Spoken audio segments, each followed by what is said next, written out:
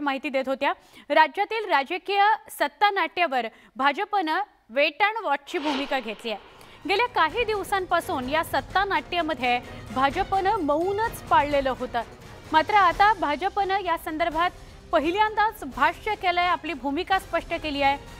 भाजप जी भूमिका घेईल ती महाराष्ट्र हिताची असेल असं भाजपनं सांगितलंय।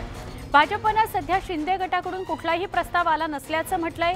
भाजपची पुढची रणनीती काय असेल याची उत्सुकता आहे। कोर कमिटीची बैठक झाली, त्यामध्ये असं ठरलं की ज्या काही घडामोडी घडतील तेव्हा पुन्हा एकदा कोर कमिटी बसेल आणि मग निर्णय घेईल। तुर्तास वेट अँड वॉचची भूमिका आहे।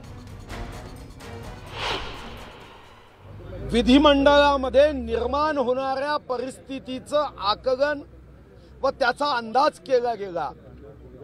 राज्यासमोरचे राजकीय प्रश्न लक्षात घेऊन भारतीय जनता पार्टी आपली भूमिका ठरवेल यावर आज चर्चेतून शिक्कामोर्तब करण्यात आलाय की राज्यामधल्या असणाऱ्या अस्थिर परिस्थितीत वेट अँड वॉच या भूमिकेतून अजून काही लक्ष दिलं जाईल आणि नंतर भारतीय जनता पार्टी एका भूमिकेपर्यंत येईल। ते स्वतःला बंडखोर मानत नसून ते शुद्ध 24 कॅरेटच्या शिवसेनेचे आम्ही आमदार आहोत असं सांगतात।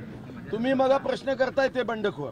आता बंडखोर कोण की संजय राऊतांच्या शब्दामध्ये बंडखोर नॉटी कोण हे तर येणारा काळ सांगेल। आणि म्हणून यावर मी कोणत्याही शिवसेनेच्या आमदारांना बंडखोर समजत नाही।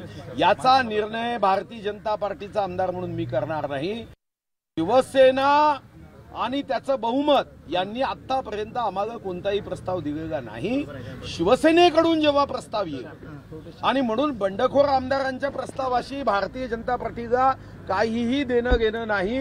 शिवसेना जर ते मूळ स्वतःची मांडताय तर शिवसेनेकडून काही प्रस्ताव आला तर पुन्हा कोर्ट टीम बसेल।